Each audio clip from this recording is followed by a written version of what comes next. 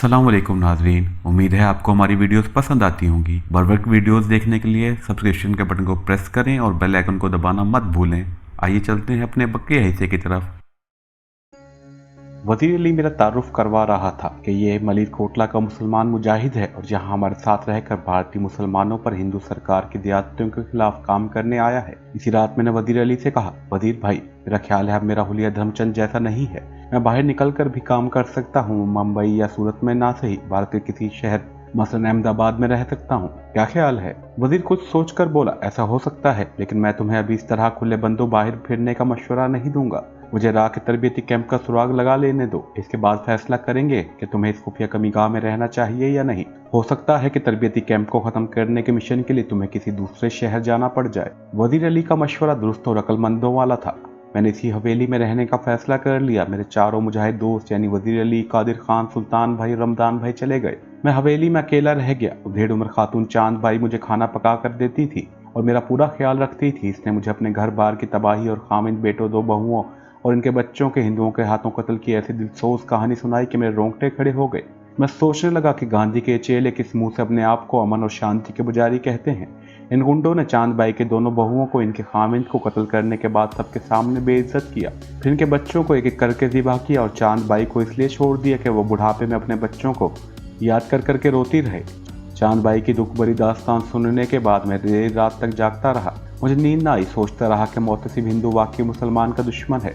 वो न सिर्फ पाकिस्तान में बल्कि भारत में भी मुसलमानों को हमेशा के लिए ख़त्म करने के मंसूबे पर अमल पैरा है। पाकिस्तान के मुसलमानों ने तो अपना दुश्मन को पहचाना है और इसके खिलाफ सीसा पिलाई दीवार बनकर खड़े हो गए हैं। खुदा का शुक्र है कि अब भारत के मुसलमान भी हिंदू के दिल मुस्तम के खिलाफ बेदार हो गए हैं और वजीर अली जैसे मुजाहिदों की शक्ल में मुसलमान दुश्मन कट्टर हिंदुओं और हिंदू जमातों के खिलाफ सीना से ऊपर हो गए हैं। भारत में मुसलमानों की बेदारी की ज़रूरत है।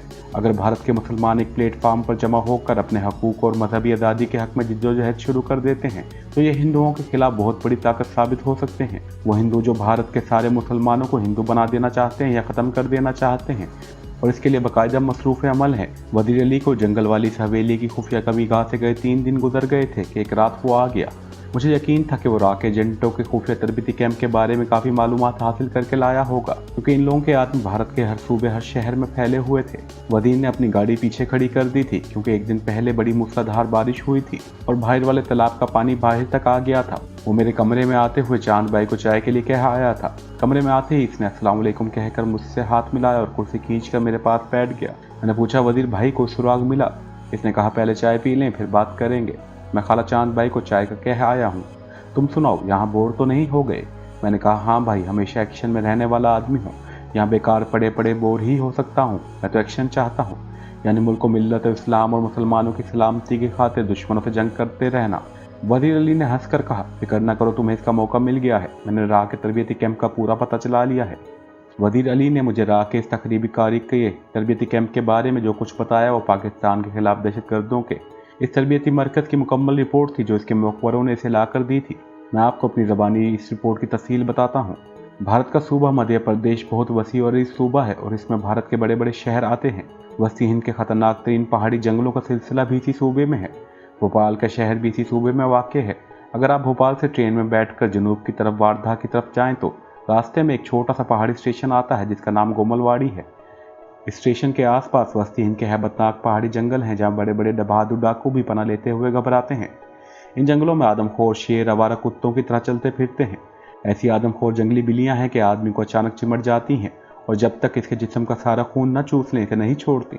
दलदलें इतनी गहरी हैं कि ऊपर तले इनमें 2 हाथी गिर जाएं तो इन्हें हड़प कर जाती हैं। गोमलवाड़ी का स्टेशन अंग्रेज़ों के ज़माने में बनाया गया था जिसका मकसद जंगल में कटाई के दिनों में लकड़ी के गट्ठे मालगाड़ी में लाद कर शहरों को सप्लाई करना था। यह स्टेशन इतना हैबतनाक और ख़तरनाक है कि अंग्रेज़ के ज़माने में यहाँ हफ्ते में सिर्फ 2 मालगाड़ियाँ आकर रुकती थी और लकड़ी लाद कर ले जाती थी। इसी मालगाड़ी में स्टेशन के मुख्तसर स्टाफ के लिए राशन पानी भी आता था। आज़ादी मिलने के बाद भारत सरकार ने इस तरफ 2 मुसाफिर ट्रेनें भी चला दी थी, मगर गोमलवाड़ी स्टेशन पर दिन के वक्त भी कोई मुसाफिर डर के मारे नहीं उतरता था। जब भारत की आबादी में इजाफा होता गया तो गोमलवाड़ी के कर्बोजवार में नए नए कस्बे आबाद हो गए जहां पहुंचने के लोगों ने ट्रेनों के जरिए आना शुरू कर दिया, मगर कोई मुसाफिर गाड़ी रात के वक्त यहाँ नहीं रुकती थी। दिन के वक्त गाड़ी ठहरती तो मुसाफिरों को जब तक स्टेशन मास्टर की तरफ से यकीन न दिला दिया जाता कि प्लेटफार्म पर और इसके आसपास कोई शेर चीता नहीं आया, कोई मुसाफिर ट्रेन से नहीं उतरता था। इसके बावजूद गोमलवाड़ी के स्टेशन पर आदमखोर शेर किसी मुसाफिर को उठा ले जाते थे। स्टेशन का स्टाफ स्टेशन के वाहिद कमरे में बंद रहता था। शाम को फॉरेस्ट गार्ड के साथ ये लोग अपने क्वार्टरों में जाते और सुबह तक क्वार्टरों के लोहे की सलाखों वाले दरवाजे बंद रखते थे। राह ने तकरीबकारी की तरबियत के लिए खुदा जाने क्या सोचकर यही इलाका चुना था। इसकी वजह यही हो सकती थी कि ये इलाका वीरान रहता था, कोई इंसान आचा जाता नहीं था।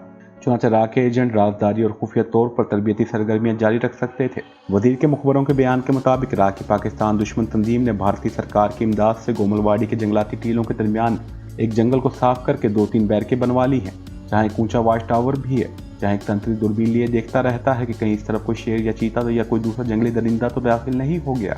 तकरीबकारी के लिए इस तरबियती कैंप में इस वक्त 7 भारतीय तकरीबकारों को तरबियत दी जा रही है। तरबियत देने वाले 2 इंस्ट्रक्टर हैं, जिनमें एक हिंदू है जिसका नाम चुनी लाल था, जो बिहार का रहने वाला था। दूसरा इंस्ट्रक्टर एक इसराइली था जो बड़ी रवानी से उर्दू हिंदी बोल लेता था और फ़लस्तीन में एक अरसे तक इसराइली हुकूमत की तरफ से तकरीबकारी करता रहता था। इस इसराइली का नाम जैकब था और वो मुसलमानों का जानी दुश्मन था और पाकिस्तान के खिलाफ दिल में नफरत के शदीद जज्बात रखता था। तरबियती कैंप पहाड़ियों के दरमियान एक वादीनुमा जगह पर था। इसके इर्द गिर्द कांटेदार दीवार खींची हुई थी। जेर तरबियत 7 तकरीबकार रात को बैरिक में सोते थे। हिंदू इंस्ट्रक्टर और इसराइली इंस्ट्रक्टर बैरिक के पीछे 2 अलग अलग क्वार्टरों में रहते थे। इनके लिए 2 अलग अलग बावर्ची थे जो इनके लिए खाना वगैरह बनाते थे। इनके लिए राशन पानी और ट्रेनिंग में काम आने वाला असला वगैरह भी कभी मालगाड़ी और कभी वो मुसाफिर ट्रेन लेकर आती थी जो गोमलवाड़ी के स्टेशन पर मुश्किल 1 मिनट रुकती थी। पेशेवर औरतों को जिस कैंप में तकरीबकारी की ट्रेनिंग दी जाती थी वो गोमलवाड़ी में नहीं था। ये तरबियती कैंप भारत के सूबे उत्तर प्रदेश में मुरादाबाद के जनूब में सुंबल के फॉरेस्ट रेस्ट हाउस में कायम किया गया था। सुंबल से चंबल के जंगलों का सिलसिला शुरू हो जाता था। इस कैंप के बारे में वज़ीर अली की ज़बानी ये भी मालूम हुआ कि यहाँ जिन पेशेवर लड़कियों को पाकिस्तान में जाकर तकरीबकारी की तरबियत दी जाने वाली है, इनका इंतखाब मशरक़ी पंजाब की हिंदू लड़कियों में से किया जा रहा है जिनकी मादरी ज़बान पंजाबी हो और उर्दू भी रवानी से बोल लेती हों। ऐसी पेशेवर लड़कियों को ख़ास तौर पर तरजीह दी जा रही है जो अंग्रेज़ी में भी बातचीत कर सकती हों और जिन्हें जदीद फैशन के बारे में पूरी शुद्ध-बुद्ध हो और जो इंतहाई खूबसूरत हों। इस कैंप में अभी ट्रेनिंग शुरू नहीं हुई थी, चुनाचा हमारा टारगेट गोमलवाड़ी का ट्रेनिंग सेंटर था। वज़ीर से पूरी तफसील सुनने के बाद मैंने कहा, तुम्हारा क्या ख्याल है, तुम मुझे क्या मशवरा देते हो? वज़ीर अली कहने लगा, राह का तकरीबकारी का ट्रेनिंग कैंप सिर्फ पाकिस्तान के खिलाफ ही नहीं है बल्कि हम भारत के मुसलमानों के खिलाफ भी है, क्योंकि पाकिस्तान इस्लाम के नाम पर कायम हुआ है। पाकिस्तान इस्लाम का किला है। पाकिस्तान की ताकत हमारी ताकत है। अगर पाकिस्तान को खुदा न ख्वास्ता कोई नुकसान पहुंचा तो वह हमारा भी नुकसान है। मैंने अपना सवाल दोहराते हुए कहा, तुम्हारे ख्याल में मुझे क्या हिकमत अमली इख्तियार करनी चाहिए? ये बात तो तय है कि गोमलवाड़ी का तकरीबकारी का कैंप मुझे हर हालत में तबाह करना है, लेकिन यह भी तयशुदा अमर है कि इस मिशन के लिए मुझे तुम्हारी मदद की ज़रूरत होगी, क्योंकि तुम भारत के बाशिंदे हो और यहाँ के सारे इलाकों और इन इलाकों में रहने वालों से वाकिफ़ हो। वज़ीर ने फ़ौरन कहा, तुमने ये कैसे सोच लिया कि इस मिशन में मैं तुम्हारे साथ नहीं हूँगा? इस्लाम और पाकिस्तान की सलामती के लिए तो हमारी जान भी चली जाएगी, तो हम इसे अपनी खुशनसीबी समझेंगे। हम तुम्हें कैसे अकेला छोड़ सकते हैं? हम इस मिशन में तुम्हारे साथ होंगे और इससे पहले कि इस तरबियती कैंप का कोई दहशतगर्द ट्रेनिंग हासिल करने के बाद पाकिस्तान में दाखिल हो, हम गोमलवाड़ी के जंगल में ही इसका सर कुचल डालेंगे। वज़ीर अली के इस अज़म ने मेरे जिस्म में एक नई ताकत भर दी थी। मैंने इसका हाथ अपने हाथ में लेकर गर्मजोशी से दबाया और कहा, तुम मेरे सच्चे मोमिन भाई हो, अब ये बताओ कि हमारा तरीक़ेकार क्या होना चाहिए? मैं असल में वज़ीर अली की प्लानिंग सुनना चाहता था और यही मैंने इसके सामने दोहराया था। वज़ीर अली कहने लगा, इससे पहले कि हम कोई तरीक़ेकार वज़े करें, मुझे गोमलवाड़ी पहुंचकर तरबियती कैंप का पूरा सर्वे करना होगा, वहाँ का महल वकू देखना होगा, ज़ेर तरबियत भारतीय दहशतगर्दों के रोज़मर्रा मालूमात का जायज़ा लेना होगा। ये मालूम करना होगा कि हफ्ते में 2 बार इनके लिए मालगाड़ी या मुसाफिर गाड़ी में राशन पानी और असले की जो सप्लाई आती है, इसको लेने कौन कौन लोग जाते हैं। इनके असलहे का ज़ख़ीरा पता चलाना होगा कि इनके पास किस किस्म का और कितना असला हर वक्त मौजूद रहता है और रात के वक्त वहाँ पहरे की क्या सूरत हाल होती है। मैंने फ़िलहाल अपने मिशन को मुलतवी कर दिया है। मैं समझता हूँ कि पहले इन मुसलमान दुश्मन तकरीबकारों का खात्मा बहुत ज़रूरी है। मैंने कहा, अंदाज़न तुमको वहाँ कितने दिन लग जाएंगे? कुछ नहीं कह सकता, वज़ीर अली ने कहा, 12 एक हफ्ता तो ज़रूर लग जाएगा। मैंने पूछा, क्या तुम वहाँ अकेले जाओगे? वहाँ तो बकौल तुम्हारे हर तरफ हैबतनाक जंगल है जहाँ दिन के वक्त भी आदमखोर शेर फिरते रहते हैं। तुम वहाँ 1 हफ्ता कहाँ रहोगे? वज़ीर अली मुस्कुराने लगा, बोला, ये सारी बातें तो मुझ पर छोड़ दो। मुझे मालूम है वहाँ मुझे कहाँ ठहरना होगा और मैं अकेला नहीं हूँगा। कादिर खान मेरे साथ होगा। वो इस इलाके में जंगल के एक ठेकेदार के साथ 2-3 बरस गुजार चुका है और जंगल के इस इलाके के चप्पे चप्पे से वाकिफ़ है। ये बड़ी अच्छी बात है। मैंने कहा, मैं इस पुरानी हवेली में ही ठहरा हुआ था। वहाँ मुझे सिवाय इसके और कोई बोरियत नहीं थी कि मैं अकेला था, लेकिन अब मैं किसी वक्त हवेली से निकलकर आसपास के दरख्तों और जंगल में टहलने लग जाता था। अगरचे वज़ीर अली ने मुझे ज़्यादा दूर जाने से मना कर रखा था। इसने कहा था, अगरचे ये इलाका शहर से काफ़ी दूर है और जंगल में इधर जंगली दरिंदों का भी ज़्यादा खतरा नहीं है, फिर भी मुंबई की खुफिया पुलिस बड़ी चालाक है। मुमकिन है इंटेलिजेंस का कोई आदमी फिरता हुआ इस तरफ आ निकले। चुनाचा में वजीर अली की हिदायत के मुताबिक टहलने के वास्ते ज़्यादा दूर नहीं जाता था और इर्द गिर्द के माहौल से भी होशियार रहता था। वजीर अली रात के ट्रेनिंग सेंटर का सर्वे करने जा चुका था। कादिर खान भी इसके साथ ही गया था। एक दिन सुल्तान भाई और रमजान भाई मुझसे मिलने शाम के वक्त आ गए थे। इन्होंने रात का खाना भी मेरे साथ ही खाया। इसके बाद वो वापस चले गए। वजीर अली ने एक हफ्ते के बजाय पूरे 9 दिन लगा दिए। 10वें दिन वो आ गया, कहने लगा हम रात की गाड़ी से आ गए थे, इस वक्त रात ज़्यादा हो गई थी, मैंने सोचा सुबह तुमसे मिलने जाऊंगा। फिर इसने मुझे गोमलवाड़ी के राकेट ट्रेनिंग कैंप के बारे में इन लोगों की मालूमात की पूरी तफसील सुनाई जो हमारे मिशन के लिए बेहद फ़ायदेमंद थी। कहने लगा इनके पास असला कोई इतना ज़्यादा नहीं होता, 10-12 ऑटोमेटिक पिस्तौल हैं, 4-6 क्लाशनकोफे हैं। हफ्ते में एक बार 7 दहशतगर्द को बम बनाने और लगाने की तरबियत दी जाती है। लेकिन खतरे वाली बात यह है कि इन्होंने तरबियती कैंप के इर्द गिर्द झाड़ियों में बारूदी सुरंगें लगाई हुई हैं। चूंकि ये सुरंगें ज़मीन में दबाई गई हैं, इसलिए इनका पता चलाना मुश्किल है। मैंने कहा इन्होंने अपने आदमियों को इन बारूदी सुरंगों से बचाने के लिए कोई न कोई निशानी तो वहाँ ज़रूर लगाई होगी। वजीर अली कहने लगा बज़ाहिर हमें वहाँ ऐसी कोई निशानी लगी हुई नजर नहीं आई, लेकिन अपने आदमियों को खबरदार रखने के लिए वहाँ कोई न कोई निशानी ज़रूर लगी होगी। इसका हमें वहाँ जाकर पता चल जाएगा। मैंने पूछा रात के वक्त वहाँ पहरे की क्या पोजीशन होती है? वजीर बोला पहरे की पोजीशन ये है कि दिन के वक्त तो कैंप के जनूब में स्टेशन की जानिब जो वाच टावर है, इस पर एक संतरी की हर वक्त ड्यूटी लगी रहती है। इसके पास दूरबीन भी होती है और लाइट मशीन गन भी इसने लगाई होती है। ये वाच टावर मोटे मोटे बांसों को जोड़कर बनाया गया है जो जमीन से 25-30 फुट ऊंचा होगा। यहाँ एक छोटी सर्च लाइट भी लगी है जिसकी रोशनी किसी वक्त घुमा फिरा कर संतरी आसपास के माहौल का जायजा ले लेता है। लेकिन सर्च लाइट की रोशनी इस वक्त ऑन की जाती है जब गार्ड संतरी को जंगल में कोई आहट सुनाई देती है। चूँकि ये कोई जंगी कैंप नहीं है, इसलिए सिक्योरिटी इतनी सख्त नहीं है। ये सिर्फ राह की तरफ से दहशतगर्दों को ट्रेनिंग के लिए खुफिया रखने के लिए एहतियाती तदाबीर इख्तियार की गई है। जब मैंने वजीर अली से पूछा बल्कि इससे मशवरा लिया कि इस कैंप को तबाह करने के सिलसिले में हमारा तरीक़ाकार क्या होगा, वो थोड़ी देर खामोश हो गया। वो बहुत कुछ सोच कर आया था और अब भी बहुत कुछ सोच रहा था। कहने लगा ये कोई एम्यूनिशन डिपो नहीं है कि जिसे बम लगाकर ऑन करके उड़ा दिया जाए। ये ट्रेनिंग सेंटर है और यहाँ 7 जुराइम पेशा अफराद हर किस्म का असला चलाने और बम लगाने और बम बनाने की तरबियत हासिल कर रहे हैं। ये तरबियत मेरी इत्तला के मुताबिक 2 हफ्ते से जारी है। इस दौरान इन 7 दहशतगर्दों का निशाना काफ़ी बेहतर हो गया होगा। हमारे मुकाबले में वो ज़्यादा महारत से टारगेट पर फायर कर सकते हैं। इन हालात के पेश नज़र हम इन दहशतगर्दों को एक साथ ही हलाक नहीं कर सकते क्योंकि वो आम तौर पर अलग अलग होते हैं, बल्कि रात के वक्त भी इन्हें अलग अलग बैरकों में सुलाया जाता है। ये इराक इसराइली इंस्ट्रक्टर की हिफाजती पेशबंदी ही हो सकती है ताकि दुश्मन का कोई एजेंट वहां आकर इन सबको एक साथ हलाक न कर सके, वरना इन दहशतगर्दों के रात के वक्त भी अलग अलग और एक दूसरे से दूर रखकर सुलाने की और कोई वजह नहीं हो सकती। अगर हम किसी तरह बैरकों के नीचे बारूद लगाकर इन्हें उड़ा भी दें तो ये बात हम यकीन से नहीं कह सकते कि 7 दहशतगर्द हलाक हो गए हैं। इसके अलावा 3 बैरकें हैं और इन 3 बैरकों के नीचे गड़ा खोद कर बारूद लगाना इतना आसान काम नहीं होगा। बैरकों के गिर्द रात को बराबर पहरा लगा होता है। मैंने पूछा फिर तुम्हारे ख्याल में दूसरा कौन सा तरीक़ेकार हो सकता है? इसके जवाब में वजीर अली हंसने लगा। मैं हैरान सा हुआ कि वो इतने अहम और संगीन सवाल पर हंसने क्यों लगा है। कहने लगा हमें इन दहशतगर्दों को हलाक करने के लिए गैर रिवायती हथियारों से काम लेना पड़ेगा। वजीर अली की ये बात मेरी समझ में ना आई। मैंने पूछा तुम्हारा मतलब है हमें असले के बजाय बड़े कमांडो चाकू इस्तेमाल करने होंगे? वजीर ने नफी में सर हिलाया। मैंने कहा तो गैर रिवायती हथियार कौन से होंगे? वजीर अपने सर के बालों में हाथ फेर रहा था। कहने लगा हम सपेरों का भेस बदल कर जाएंगे। मैंने कहा सपेरों का भेस? मेरी जबान से बेख्तियारी अल्फाज निकले। सपेरे वहाँ क्या करेंगे? वजीर ने दरवाजे की तरफ देखा। चांद बाई चाय की चैनक ट्रे में रखे चली आ रही थी। बेटा वजीर अली इतना लंबा सफर करके आए हो, पहले तुम दोनों चाय पी लो, मैं खाना तैयार कर रही हूँ। आलू की भुजिया बनाऊंगी आज, तुम्हें पसंद है ना? हाँ बीबी अम्मा, बहुत पसंद है। वजीर ने कुर्सी जरा एक तरफ करके कहा। चांद बाई ने चाय का ट्रे चारपाई पर मेरे सामने रखा और वही बना रही हूँ कहती हुई चली गई। वजीर अली ने चाय प्यालियों में डाली, एक प्याली मुझे दी और दूसरी प्याली खुद लेकर चाय का एक घूंट भरा और बोला ये फैसला मैंने और कादिर खान ने बहुत सोच समझ कर किया है। मैंने कहा लेकिन सपेरे बनकर हम क्या करेंगे? इन लोगों को सांप का तमाशा दिखाएंगे।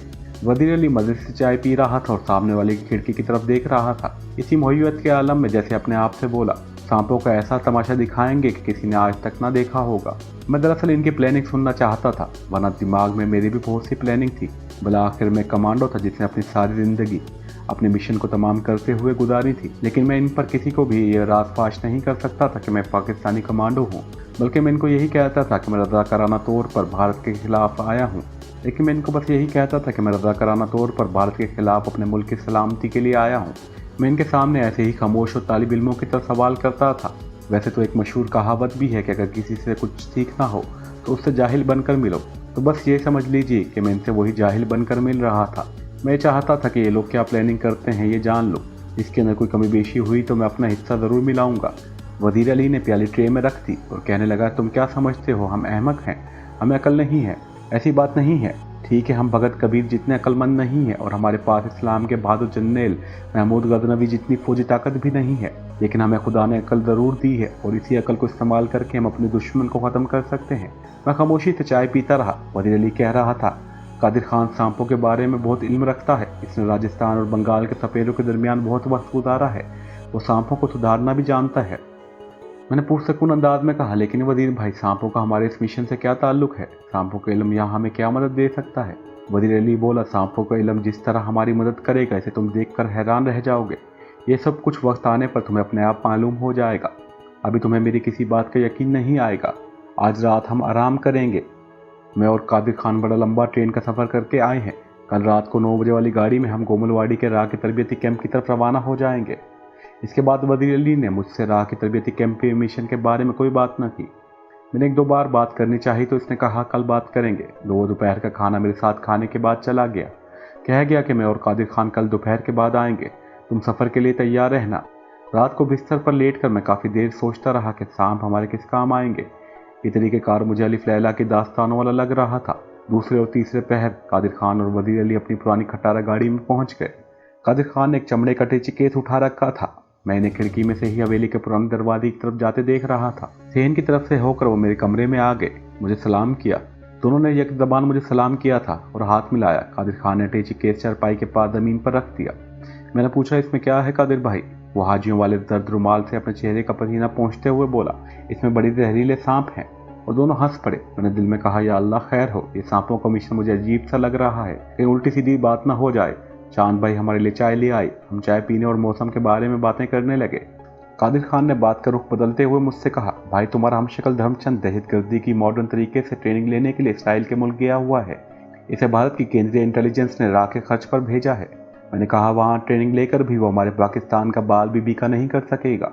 वजीर बोला, ये तुम ठीक कह रहे हो। पाकिस्तान बड़ी कुर्बानियों के बाद बना है। पाकिस्तान एक ताकतवर मुल्क है। पाकिस्तान के मुसलमान अपने वतन की हिफाजत करना और दुश्मनों को तहस नहस करना जानते हैं। 1965 की जंग की मिसाल हमारे सामने है। भारतवर्ष के हिंदू और हिंदू सरकार इस शिकस्त को अभी तक नहीं भूली। सारी दुनिया में भारत की बदनामी हुई है कि इतने बड़े मुल्क ने इतनी बड़ी फौज से और इतने ज़्यादा जंगी साजो सामान के साथ इतने छोटे से मुल्क पर हमला किया था और पाकिस्तान के 1 इंच ज़मीन भी कब्जा न कर सका, बल्कि खेमकरन और चंबा जोड़ियाँ भी अपने हाथ से खो बैठा। लेकिन हिंदू की ज़हनियत से शायद तुम अभी नावाकिफ हो। यह मैदान जंग में तुमसे शिकस्त खा जाएगा, लेकिन अंदर ही अंदर तुम्हारी जड़ें काटता रहेगा। बस तुम्हें हिंदू के इस हमले से अपने आप को बचाना है। मैंने कहा, तुमने बिल्कुल 100% दुरुस्त बात कही है वजीर भाई, लेकिन पाकिस्तान के लोग अपने दुश्मन की साजिशों और इसकी मक्कार ज़हनियत से अच्छी तरह वाकिफ हो चुके हैं। इन्होंने अपने दुश्मन को पहचान लिया है। अब हम मैदान जंग में भी हिंदू को शिकस्त देंगे और मैदान जंग के बाहर भी इसकी किसी पाकिस्तान दुश्मनी पर किसी स्कीम को कामयाब नहीं होने देंगे। कादिर खान कहने लगा, मेरा ख्याल है इस बार धर्मचंद इसराइल के मुल्क से ट्रेनिंग लेकर वापस आए तो इसका काम भी तमाम कर दिया जाए। ना रहेगा बांस, ना बजेगी बांसुरी। कुछ भी हो, यह आदमी पाकिस्तान और भारत के मुसलमानों के लिए इंतहाई खतरनाक है। मैंने सीने पर हाथ मारकर कहा, इसका काम मैं तमाम करूंगा। मैं इसके तमाम हथकंडों से वाकिफ हूँ। एक बार वो मेरे जाल में आ गया तो फिर से भागने का मौका नहीं दूंगा। मैंने वजीर अली से बाल ठाकरे और बालाजी राव के बारे में पूछा कि इनको कहीं मेरे जिंदा बच निकलने का इल्म तो नहीं हो गया। वजीर ने हंसकर कहा, भाई हमने कुछ कच्ची गोलियां भी नहीं खेली, हम बड़ा पक्का पाँव डालते हैं। बाल ठाकरे के डेथ चैम्बर तक अपने मुसलमान डॉक्टर को पहुंचाना कोई मामूली काम नहीं है। शिवसेना के जासूस तो उड़ती चिड़िया के पर गेंद लेते हैं। हमने इनकी आंखों में भी धूल झोंक दी। ये सिर्फ अकल की फतह नहीं है, बल्कि इसमें हमारा जज्बा भी काम कर रहा है। इस्लाम की फतह और काफिरों का सर कुचल डालने का जज्बा। काफिर भी वो जो कि इस्लाम के खिलाफ घिनौनी साजिशें कर रहा है और भारत के शहरों में मौका मिलते ही मुसलमानों को कत्ल करना, इनकी बच्चियों की बेहरमती करना, इन्हें अगवा करना, इनके घरों को नजर आतिश करना शुरू कर देता है। ये हिंदू हमारा असल दुश्मन है। भारत में जो अमन-पसंद हिंदू हैं, हमारा इनसे कोई दुश्मनी नहीं है। हम तो अपने दुश्मनों के दुश्मन हैं। बाल ठाकरे के बाप को भी कभी इल्म नहीं हो सकता कि जिस इंसान को इसने अपनी दांत में जहर का इंजेक्शन देकर कब्र में दफन कर दिया था वो जिंदा है। हाँ, ये अलग बात है कि तुम इसके सामने चले जाओ और वो तुम्हें मुंबई के किसी बाजार में चलता फिरता देखकर पहचान ना ले। हम चाय भी पीते रहे और बातें भी करते रहे। जब से दोपहर के 5 बजे तो वजीर अली ने कादिर खान से कहा, मेरा ख्याल है हमें तैयारी पकड़नी चाहिए, अभी हमें स्टेशन पर भी जाना है।